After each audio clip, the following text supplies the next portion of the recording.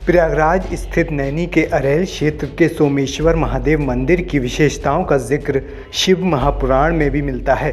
खास बात यह है कि सोमेश्वर महादेव मंदिर में लगा त्रिशूल बहुत चमत्कारिक है।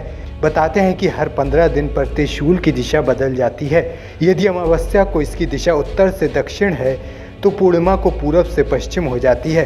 बताया जाता है कि मृत्यु लोक के निर्माण होने से पहले भगवान चंद्रदेव ने इस मंदिर की स्थापना की थी। बता दें, अक्षय वट क्षेत्र के अग्निकोण यानी पूर्व और दक्षिण के कोने पर जहां गंगा जमुना की धारा मिलती है, उसके दक्षिणी तट पर प्रभास नाम के क्षेत्र में विख्यात सोम तीर्थ है, जहां मंदिर परिसर में एक अष्टकोणीय प्रस्तर स्तंभ धर्मदंड में 15 पंक्तियों का एक लेख संस्कृत में लिखा हुआ है, जिसमें संवत 1674 का उल्लेख है। यह लेख जयपुर के राजा मान सिंह ने मंदिर का जीर्णोद्धार कराने के समय लिखा था।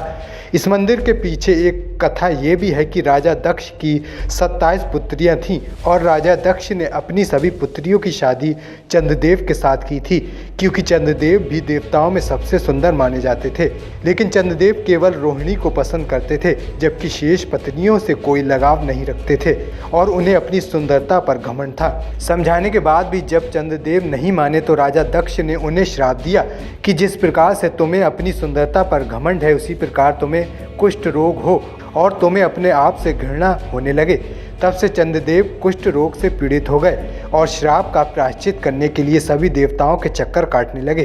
तब ब्रह्मा जी ने उनसे मृत्युलोक जाकर शिवलिंग की स्थापना करने को कहा।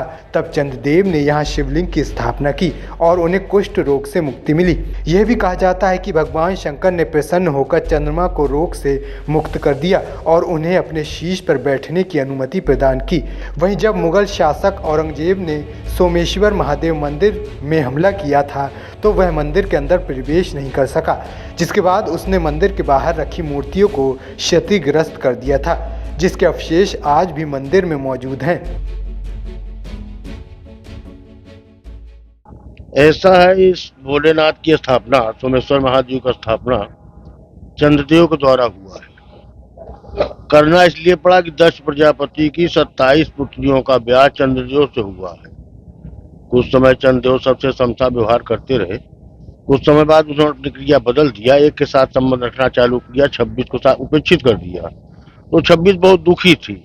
वो जाके अपने पिताजी से, उनको मालूम चला पिताजी को, तो पिताजी ने आया समझाया चंद्रदेव को, लेकिन उनके समझ में नहीं आया चंद्रदेव की दक्ष की बातें, लेकिन क्रिया उनकी वही रही। तो वो क्रोधित होकर दक्ष ने उनको श्राप दे दिया।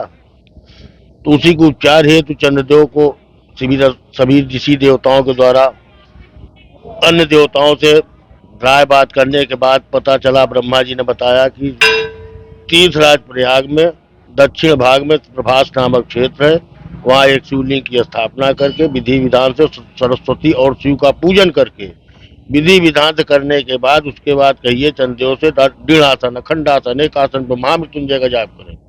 अगर उनके भाव भक्ति से शिव जी प्रकट हो जाएंगे तक उनका कुछ उद्धार हो जाएगा।